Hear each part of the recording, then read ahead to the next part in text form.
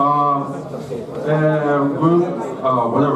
group picked up the toughest question among three. How do we control AGI? I guess maybe all of you think it's really broad and really difficult question. We try to narrow the scope. And how do we make the AGI better? So we started from AGI make mistakes. How do we avoid those mistakes? That's the start. And one is easy one. We should have good programmer. It's like a parent.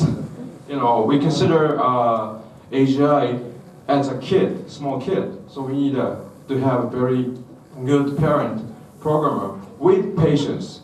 Because you need to have patience to teach kids. It's like teaching a dog. And we should have a good learning source, the content. If the content is really bad, you have a wicked AGI. And number three, we teach good examples and bad examples when AGI is still young. It's like a small kid.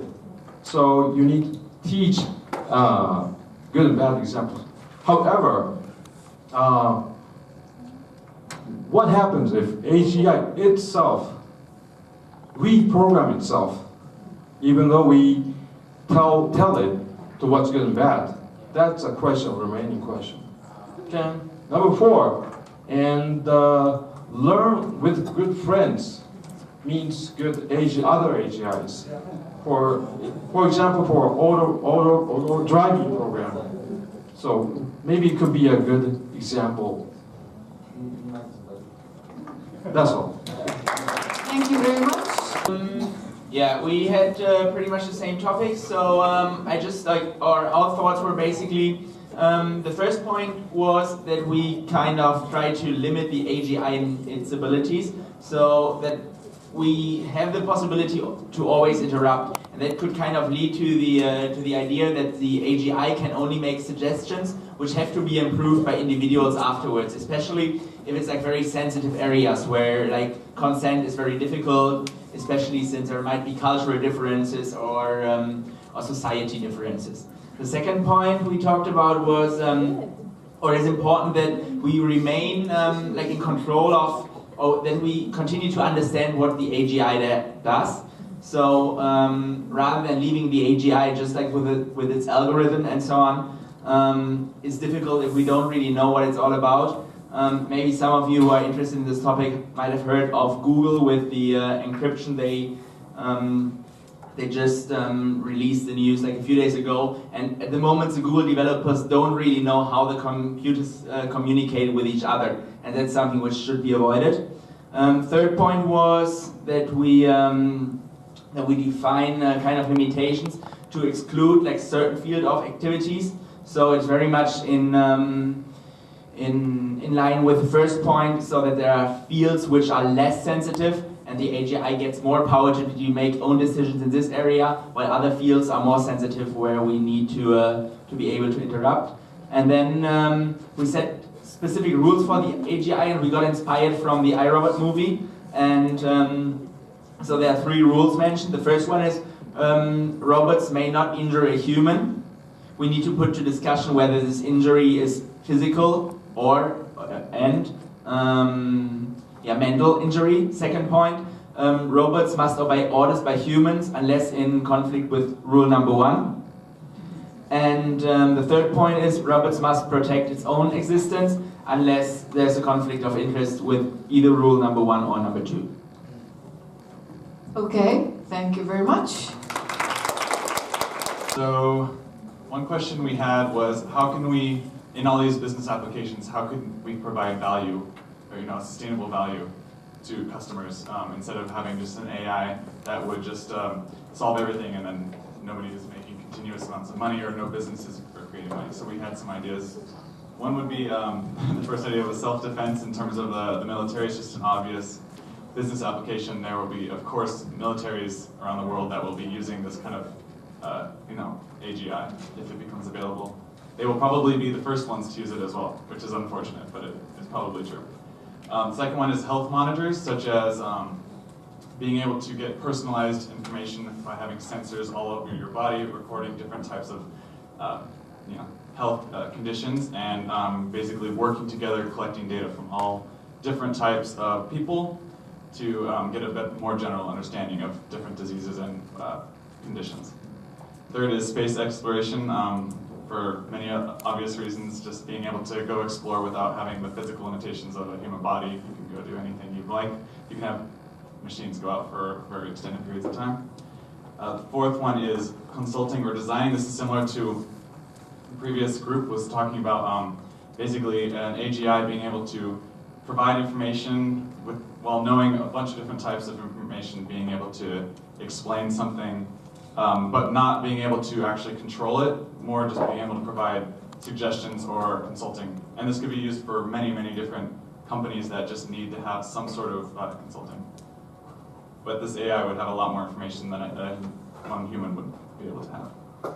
The next one is cultural preservation and teaching anything. So they will be able to learn some sort of information and then be able to just reteach it to anybody. I don't know if you wanted to say any more about that. No? Yeah, what I just thought about it was, for example, old Japanese dances, for example, or Aboriginal dances, culture, or how to paint or make the color from natural material. So this knowledge is not lost, but it can be taught to an AGI, and then the AGI can teach it back to people who are interested. So it preserves the wisdom and the knowledge that people have, so it doesn't lose. Yes. Okay. And then, the last two are very similar. One can be used for agriculture, which is already used, and traffic control. These are more narrow AI related right now. They just have specific tasks to use, but we could, you can imagine those being able to be very useful with AGI as well. Just more knowledge, more a full understanding of many different topics that might relate to both of these.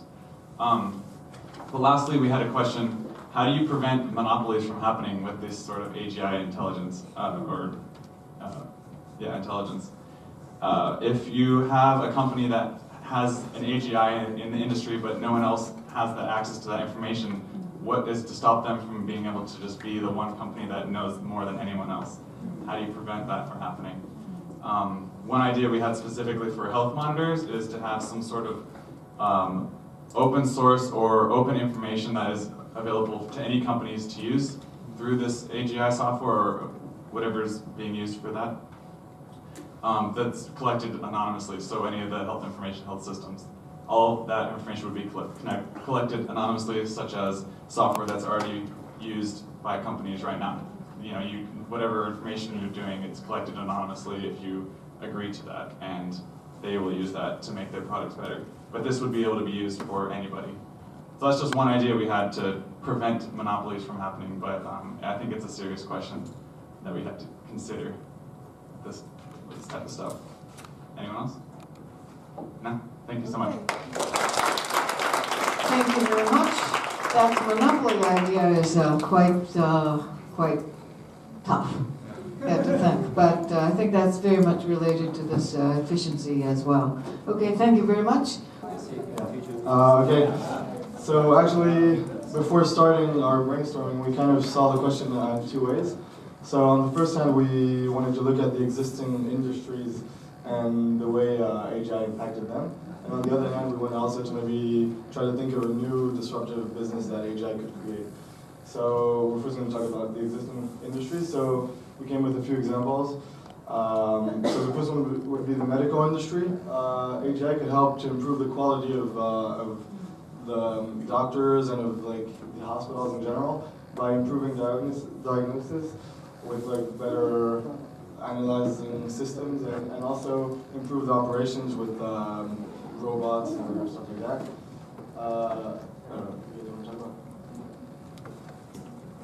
The finance industry was it could maybe be useful for investment banking and like improving the evaluation process of which is the best stock to buy at what moment and this sort of stuff. Music, actually all of these come from because everyone was, like, all the group members work in different industries and were thinking of their own industries, how it could help. So we thought about music, maybe it could help creating hit musics, like by analyzing the trends in the world, the taste at that moment, and like knowing ahead of time which music would become a hit and would work like globally. Also disaster prevention, by analyzing all the earth shocks, all the past trends also. Movies, that it could maybe also, AGI could take like existing movies and novels and maybe adapt them to each reader in the way that they would prefer it. So they could actually like, read the book, then change the end by knowing the taste of everyone. Or also even creating new stories. So that was for the existing industries, and afterwards we kind of wanted to try to find a new industry or something new that AGI could help with. So we came up with Doraemon, which everyone knows, which is, I don't really know him, but someone that helps and that like, solves all the problems, I think. So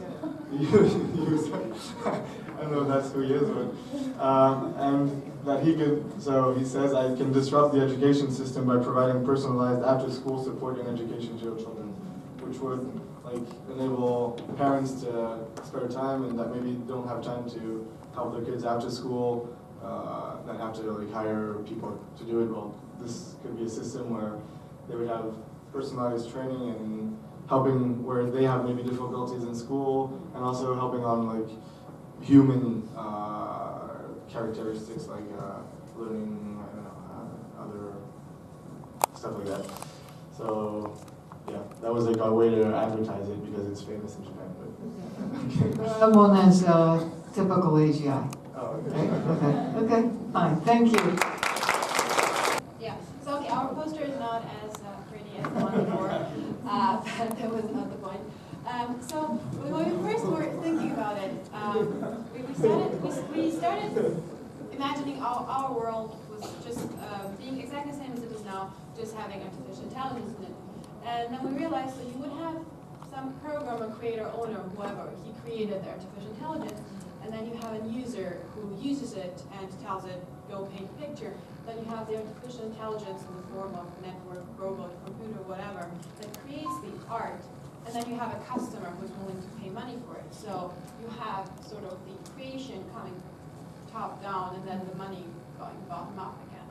But then at some point in the discussion realized that a world in which artificial intelligence exists would not be like our world today anymore. It would be so different that at some point artificial intelligence would just be accepted as a member of society. It would sort of at some point be treated as a human being. And since it is a human being, then the artificial intelligence would actually get the money in the end, from which we then agreed that it would pay taxes to the government and have to donate the rest to the greater benefit of everybody, because, and it will keep a small portion for self-improvement, as in like it would be able to have programmers who would constantly improve and update it, but apart from that, the money would be put to the benefit of everybody. Okay. Great. Thank you very much.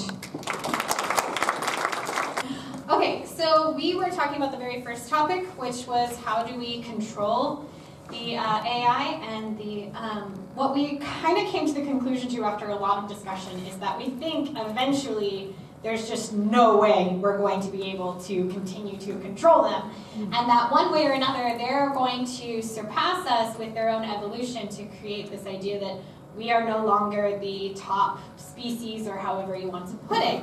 And so in thinking in that way, we decided that there really was kind of only three options for humans. And so we decided that basically we had to evolve.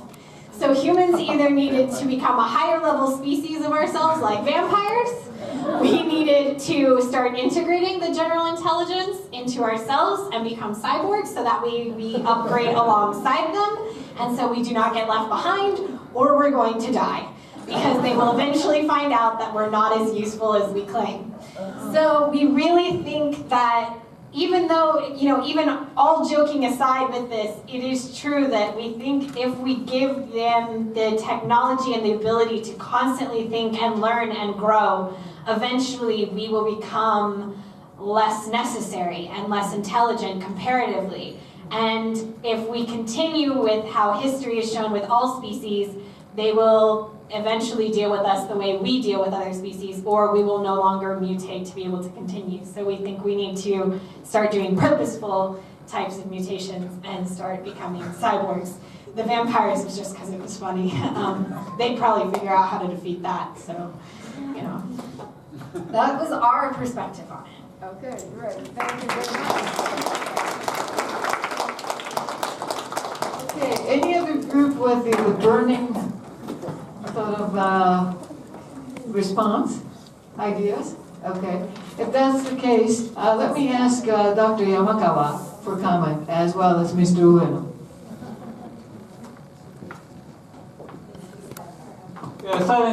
Very interesting discussion here, and hearing about the discussion, I think that there are many aspects of the discussion.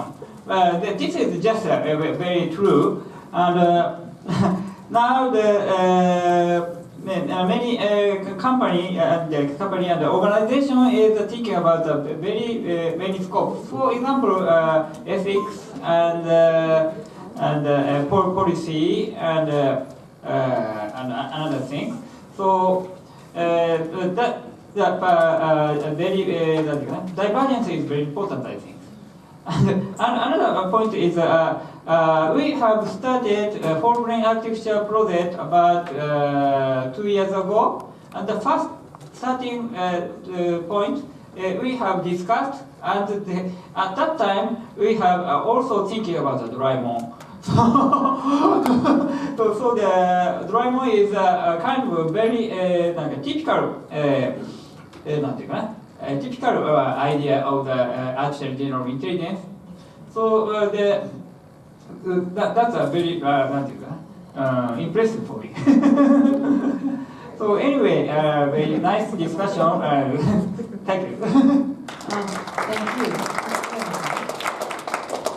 I think I only spoke with just a few. Yes. I only spoke with just a few tables, but I think that was the discussion was very interesting. And for the people who are familiar with these topics about AI, AGI, or your jobs replaced by AI in the future, I think discussion was very interesting, and you know what exactly you were talking about.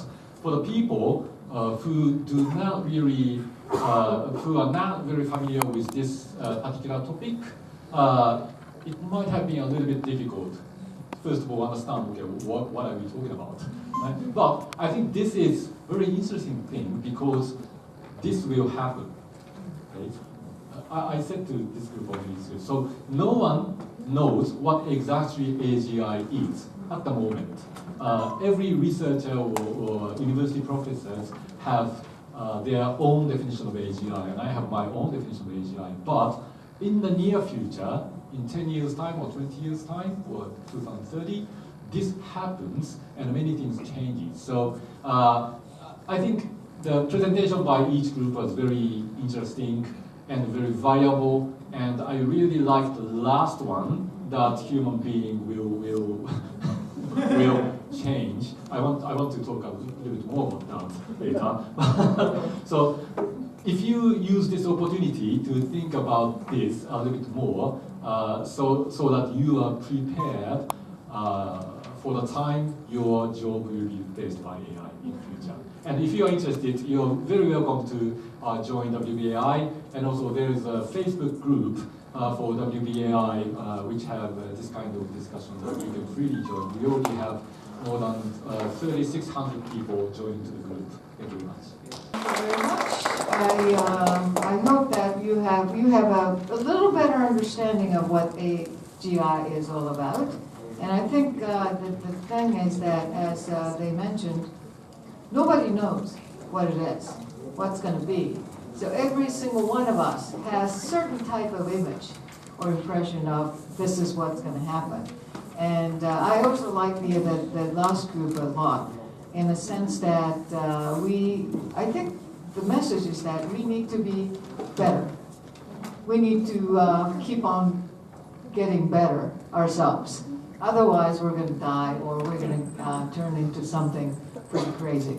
And we may become cyborg, but that's okay. So at least we can do a lot of things. So probably we become Doraemon-like or cyborg-like. But I think that's the kind of future that we may be thinking about. And if I think in the process, though, there are lots and lots of opportunities that we can work with AI rather than trying to avoid it. I think a lot of people are trying to just avoid or reject AI is what AI can do. But I think we can really complement, we can use them as a complement. And one day they may control us, but up until then, we can complement, we can let them complement us. And we can do a lot more things than ever before. So thank you very much again, Dr. Yamakawa and Mr. Ueno, and all the people.